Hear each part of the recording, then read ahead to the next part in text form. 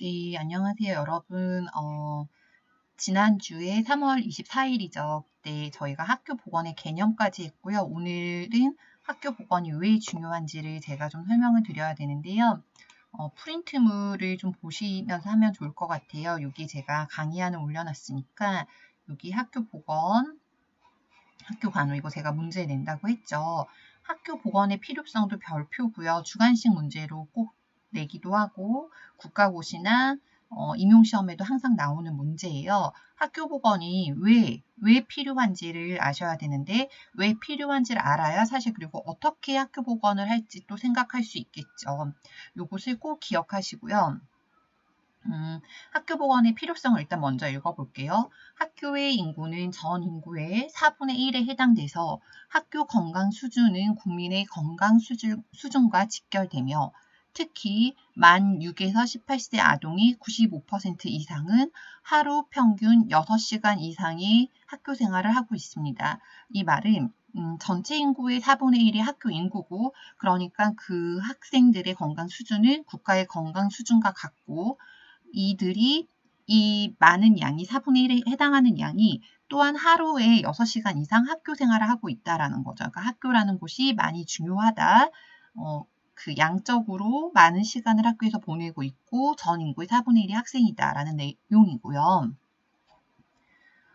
1번 한 다음에 3번으로 갈게요. 그런데 이 학생들은 학생이기 때문에 성장기로 질병이나 외부 자극에 대한 저항력이 미숙해서 질병 발생이 쉽다라는 거죠.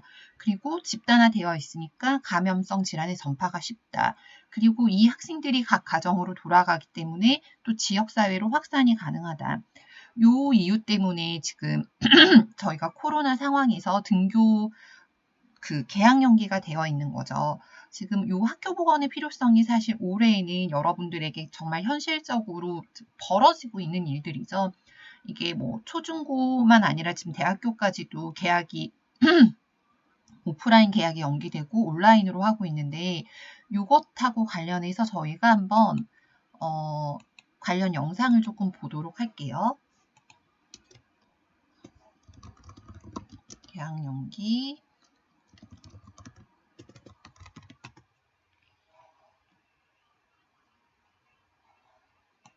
동영상으로 하나 좀 보도록 하겠습니다.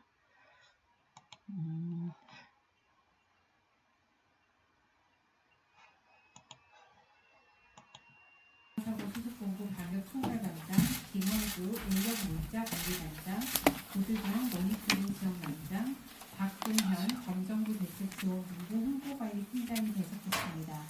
수어 통역이 함께 진행됩니다. 개학 연기와 관련해서는 지금 교육부를 중심으로 정부 내부에서 좀 추가적인 논의가 진행되고 있습니다. 워낙 여러 가지 이 면에서 상당히 우리 이 국가적으로 또 사회 전체적인 영향이 큰 사안이라서 교육부 등의 핵심 부처들이 집중적인 검토와 그리고 중대본 논의를 통해서 결정이 될 예정입니다. 아직은 추가적인 발표를 할 수 있는 상황이 아니라는 점을 말씀을 드립니다. 이 개학이나 이 개원을 하게 되는 경우에 염려되는 점은 물론 아동들이나 학생들 간의 감염도 우려가 됩니다. 그런데 이 학교나 어린이집이나 유치원의 상황이 밀집된 공간 안에서 상당히 다수의 학생 또는 사람들이 같이 생활을 하고 공간을 공유하는 이러한 상황입니다. 그렇기 때문에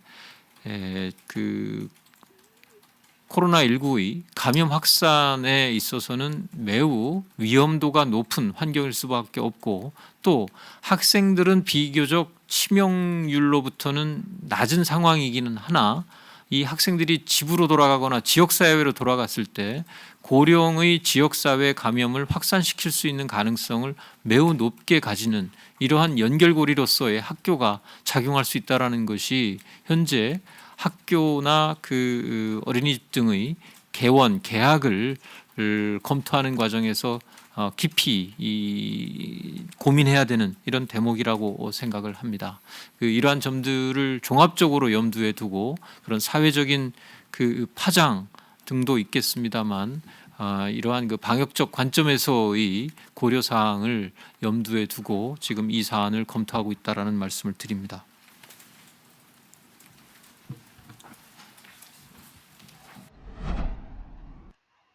네, 지금 여기서 지금 말한 것처럼 이 학생들이 어떤 질병의 연결고리가 될 수도 있다는 거죠. 그래서 여기 3번에 대한 설명이 충분히 된 것 같고요.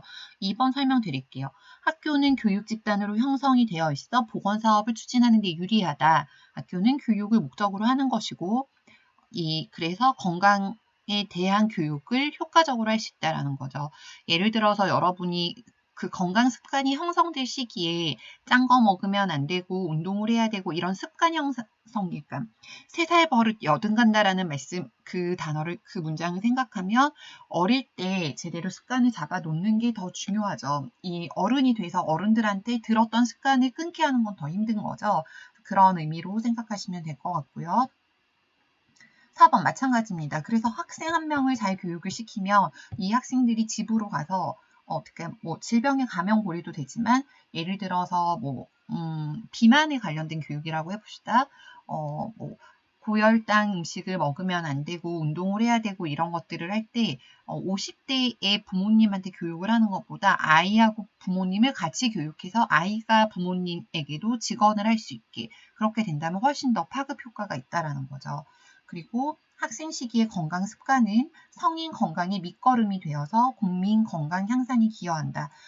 여기 지금 2번, 4번, 5번은 같은 흐름으로 보시면 돼요. 그러니까 그때 제대로 교육을 시켜놓으면 습관이 제대로 들고 그러면 성인병의 발생 위험이 떨어지겠죠. 이미 성인이 된 사람한테 어떤 비용을 들이는 것보다 건강 습관이 형성될 시기의 아이들에게 교육을 하는 것이 중요하다입니다. 이 학교 보건의 필요성 5개는 반드시 외우시고요. 외우는 걸 그냥 달달 외우는 게 아니라 전체적으로 수업을 다 듣고 나면 이해하시면서 이렇게 암기할 수가 있을 것 같고 학교 보건 과제를 내준 것도 그런 의미라고 생각하시면 될 것 같아요. 학교 보건 과제 예시를 하나 제가 들어보도록 하겠습니다. 23일 지난주하고 이번 주 사이에 또 하나의 사건이 생겼어요. 그 조주빈이라는 학생이 대학생을 졸업한 20대 중반이 그 미성년자의 성착취를 한 거죠.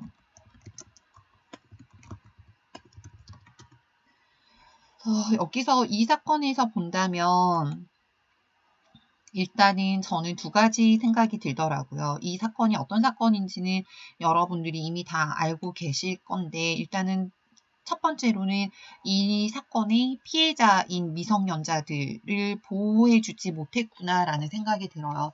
이 조주빈이 뭔가 처음부터 성착취를 할 거라고 드러내고 접근하진 않아요. 보면 그러니까 어떤 정보통신 교육 윤리 아이들이 성 문제에 있어서 이렇게 쉽게 노출될 수 있다라는 걸 좀 저희 기성세대가 또는 교사가 진작 좀 가르쳐 줬으면 제대로 알려줬었더라면 이라는 아쉬움이 많이 들어요. 개인적으로. 학교에서 성교육에 대해서 1년에 10시간 이상 생물이나 가정이나 윤리나 또 보건이나 외부 강사 선생님을 통해서 어쨌거나 1년에 10시간 이상 성교육을 하고 있는데 그 교육이 진짜 제대로 됐더라면 이런 일이 발생했을까? 피해자들을 조금이라도 보호할 수 있지 않았을까라는 생각이 들고요. 이제 피해자에 대한 부분은 그렇고 2번째 가해자인 이 조 씨에 대해서는 굉장히 나쁜 행동을 했어요. 이 팩트, 범죄자인 것에는 저는 더 그거에 대해서 말하고자 하는 게 아니라 이렇게 범죄자로 크기까지 이 사람에게는 어떠한 일들이 있었을까? 사실 저는 사람을 성이 선악설이 아니라 저는 개인적으로 성선설이거든요.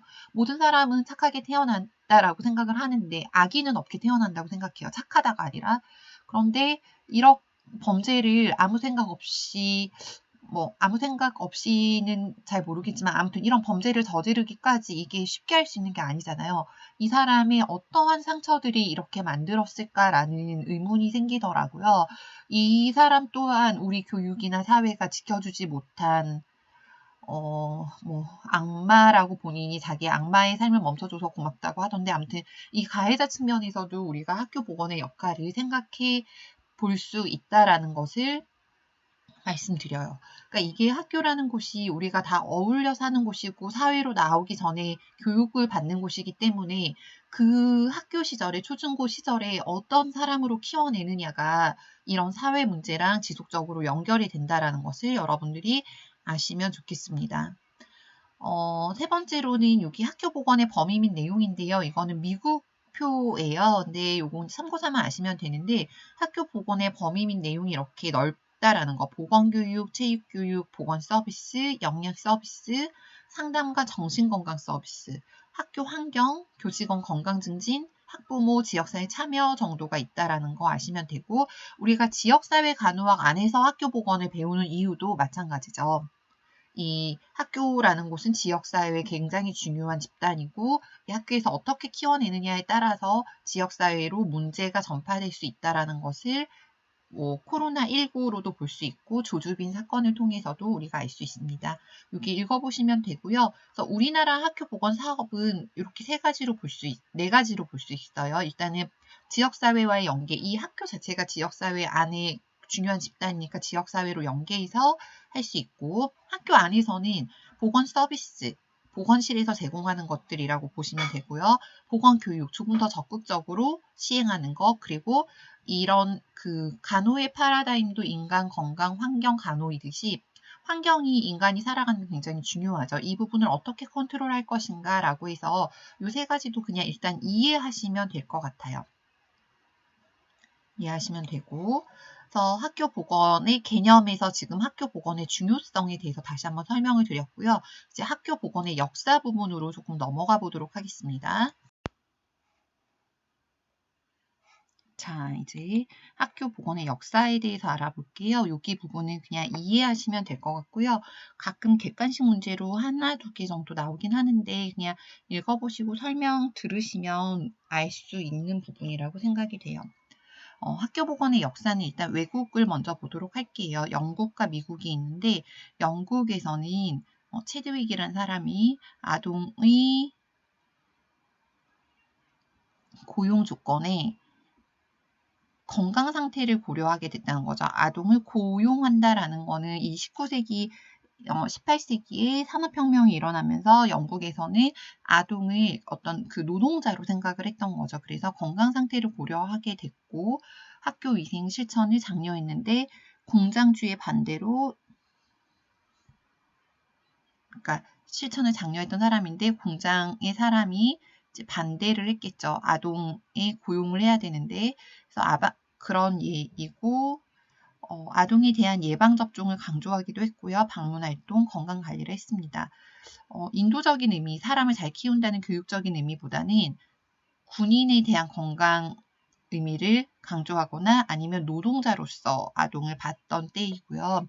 1892년에 그런 어떤 일꾼으로서 학생들을 봤기 때문에 영양조사를 먼저 하기 위한 목적으로 간호사를 두었다 정도이고, 미국은 감염병 예방 및 관리를 하기 위해서, 지금 감염병이 또 문제인데, 학교 보건의를 임명했고, 그 감염병이 확산되는 걸 방지하기 위해서 예방접종이나 무료 진료소를 설치하고 스크리닝 하는 게 주요한 일이었어요. 그리고 검역법이 생겼고, 학교 간호사가 1902년 학교 보건의가 임명되고 나서 이제 간호사가 배치되기 시작했다.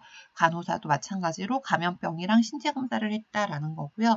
요거는 참고 삼아 미국과 영국에도 학교 보건이 이렇게 있구나. 그리고 그것이 태동된 배경이 어떻구나라고 아시면 될 것 같아요. 우리나라 학교 보건의 발달 과정을 볼게요. 우리나라는 전염병 관리기, 사실 이제 학교 보건의 가장 중요한 것은 아까 학교 보건의 필요성에서도 감염병 관리가 있는 것처럼, 지역사회로의 전파 이런 것들이 있는 것처럼 국가에서 전염병 관리를 하기 위해서 학교 보건이 먼저 시작돼요. 그래서 지역의 전염병 만연을 방지하기 위해서 예방접종도 실시하고, 그 예방접종이 매우 효과가 있어서 전염병이 어느 정도 이제 조정이 되고 나면 그 다음에는 질병의 조기 발견을 위해서 신체 검사를 하게 되죠. 그래서 해부 구조나 생리 기능의 이상을 조기에 발견해서 조처를 하기 위해서 신체 검사기가 두 번째 단계고요. 세 번째 단계로서는 이제 신체 검사 중심으로는 한계가 느껴지는 거예요. 그래서 그 다음에는 환경이나 보건 교육 등으로 조금 더 적극적으로 학교 보건 사업을 추진하게 되고 목표를 자가 건강 관리 능력의 향상으로 두고 있어요.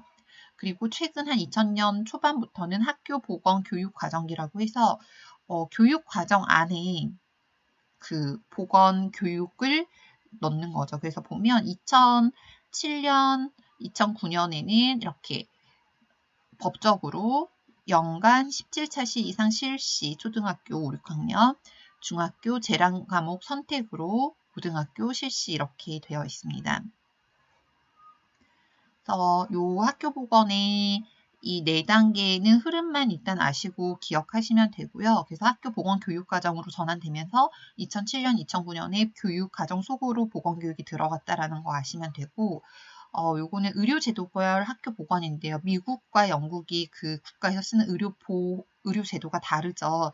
미국 같은 경우에는 자유방위형 의료 제도를 하고 있기 때문에 건강 문제를 발견해서 의료 시장을 활성화시키는 게 중요해요. 그러니까 환자를 빨리빨리 발견해서 의료 시장의 수요를 넓혀주는 게 미국 의료 제도인 거고, 그래서 학생들의 건강 검진에 신체 검진에 주력을 하고 있고요.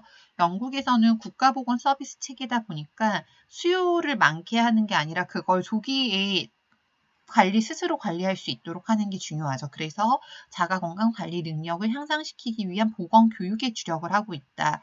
학교 보건의 어떤 그 방점이 그 사회가 선택하는 의료 제도에 따라 달라질 수 있다라는 거 기억하시면 되고요. 우리나라의 학교 보건을 보도록 하겠습니다.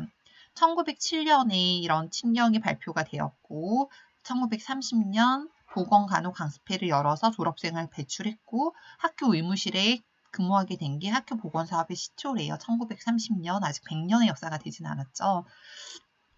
그다음에 49년에 교육법에서 학교 보건 사업의 필요성을 제기했고 51년에 신체 검사를 시작하고 53년에 학교 간호사에게 교사의 지위를 부여했고요. 67년에 학교 보건법을 제정, 그다음에 이런 사례를 거쳐서 발전했다고요. 이렇게 굵직굵직하게 되어 있는 것들만 여러분들이 기억하시면 될 것 같아요. 그리고 학교 보건 조직이라고 되어 있는데요. 중앙행정조직은 교육부고 교육청, 시군구, 지원청 등이 있다라는 거 아시면 되고요. 학교보건진흥원이라는 곳이 학교보건 관련 기구 중에 하나 있다라는 것도 기억하시면 될 것 같아요. 지금 학교보건의 역사와 조직은 그냥 읽어보시면 된다라고 말씀드렸죠. 교육부, 교육청, 지역교육청, 그다음에 뭐 학교보건원 등이 있다. 이건 진짜 참고하시면 되고 학교보건 인력 부분에서는 여러분들이 조금 기억을 하셔야 되는 내용이 있고요. 학교보건 관련법 이 부분도 이 전체를 다 아우르고 나서 법을 다시 한번 해드리도록 할게요. 오늘은 이제 마지막으로 학교보건 인력에 대해서 조금 설명하고 마치도록 하겠습니다. 네, 여러분 이제 학교보건 인력에 대해서 설명을 하고 마치도록 할게요. 학교보건 인력으로는 지금 보면 단체장, 학교보건과 관련된 단체장으로는 교육부 장관, 행정안전부 장관이 있고요. 교육부 장관은 보건위원회를 임명하고 보건교육을 실시합니다. 그리고 안전부 장관은 교육환경보호구역을 설치하고요. 교육환경보호구역이 뭐냐면요. 여러분 학교 근처에 가면은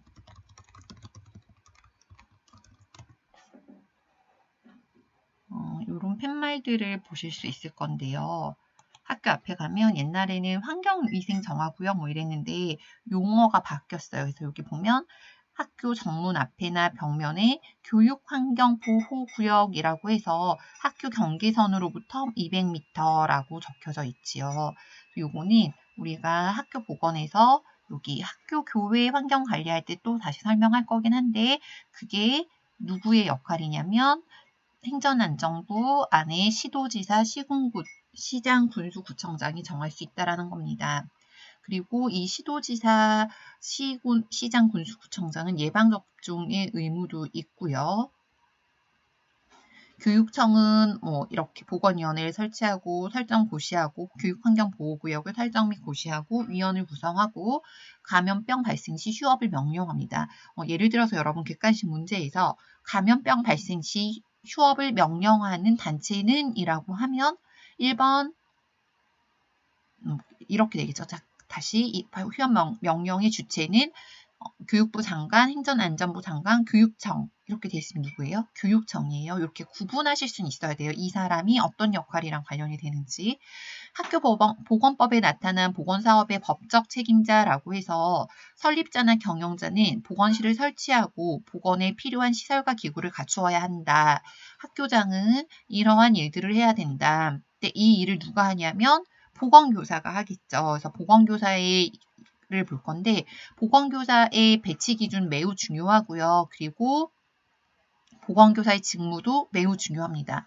요거는 완전 달달달달 외워야 되는데 여러분은 임용시험을 치진 않으니까 이게 보건교사의 직무를 골라낼 수는 있어야 되는데 이 부분도 보건교사의 직무도 저희가 학교 보건법을 할 때 이게 보건법에 나온 거거든요. 다시 한번 설명드리도록 할게요. 오늘은 요 배치 기준을 꼭 여러분이 알고 계셔야 되는데요. 초등학교와 중고등학교가 달라요. 초등학교는 기준이 18학급이고 중고등학교는 9학급이에요. 18학급에는 초등학교는 18학급 이상에서는 의사 1명, 약사 1명, 보건교사 1명을 두고는 반드시 두어야 한답니다. 그래서 이렇게 3명을 두고 18학급 미만에서는 의사 또는 약사 중에 1명을 둡니다. 그리고 보건교사 1명을 둘 수 있다. 둘 수 있다라는 건 두어도 되고 두지 않아도 된다라는 것으로 해석할 수 있어요. 그래서 여기가 둘 수 있다고요. 중고등학교에서는 9학급 이상인 경우에는 1명, 의사 1명, 약사 1명, 보건교사 1명을 두고 다행히 중고등학교에서는 미만에서도 보건교사 1명을 둔다예요. 의사 중 약사 1명을 두고. 그런데 여기 밑에 보면은 학교 급별 한계교의 보건교사 수라고 해서 전체적으로 보면은 80년에서 2014년으로 오면서 초등학교가 지금 파란색 그래프죠. 배치가 0.7까지 올라갔다 내려오고요. 그 다음에 중학교, 고등학교가 이렇게 배치가 되고 있어요. 보면 이게 1이 되지 않는 이유는 이 18학급 미만의 초등학교에서 둘 수 있다라는 조건 때문에 두고 있지 않기도 하고요. 그다음에 여기 9학급 중고등학교에서는 보건교사를 두기는 둬요. 그런데 한 학교에 한 명이 아니라 양쪽 학교를 겸임하도록 두는 거죠. 그래서 이게 지금 1이 되지는 않고 있는 거고 여기 마찬가지도 보시면 다 1이 되진 않아요. 0.78 이렇게고 사실 여기 보면 시군구, 읍면지역, 도서지역 진짜로 의료 혜택을 못 보는 그런 더 작은 곳에는 보건교사가 그쪽에 오히려 더 배치가 돼야 되는데 배치가 되고 있지 않은 상태예요. 굉장히 작게 배치가 되고 있다라는 거. 그래서 이런 보건교사 배치가 학교 보건의 부실과 직결되는 중요한 문제고 서울 경기보다 지방이 더 배치가 안 되고 있고 도시보다 농어촌의 배치율이 상대적으로 낮다라는 거 기억하시면 되겠습니다. 보건교사 자격 요건 보시면 대학을 졸업한 간호학과 졸업자로서 교직 학점을 취득하고 간호사 면허를 가진 자이고요. 지금은 사실 전문대학은 없어졌어요. 그쵸? 그리고 보건교사 1급은 자격증을 가진 자로서 3년 이상의 보건교사 경력을 가지면 자격 기준을 받습니다. 그래서 여기 보시면 2001학번까지는 입학 4년제 기준으로 입학 정원의 100%가 교직을 받았고요. 2002년에 30%, 2009년에 10%로 줄어서 현재 지금 여러분들은 10%만 받고 있는데 이 10%에 대해서 이게 그러니까 사범대가 아니어서 10%로 줄인 건 이해가 되는데 그렇다면 교육대학원에서 교직을 이수할 수 있는 과정을 열어야 하는 게 다른 교과들이랑 맞는 겁니다. 보건교사의 직무는 다음에 설명드리도록 할게요. 의사, 약사의 직무도 마찬가지로. 오늘은 여기까지 여러분들하고 수업을 했고요. 다시 한번 정리를 해보면 학교 보건의 이해에서는 개념은 지난 시간에 잡았고 오늘은 학교 보건이 왜 중요한지를 설명드렸습니다.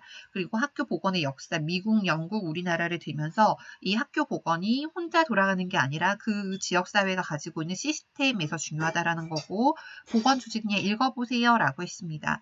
보건 인력에서는 보건교사의 배치 기준 매우 중요하다고 했고 보건교사의 직무는 제가 법하고 관련해서 이것을 다 배운 다음에 다시 한번 정리해 드린다고 말씀드렸습니다. 자, 여러분들 수고하셨습니다.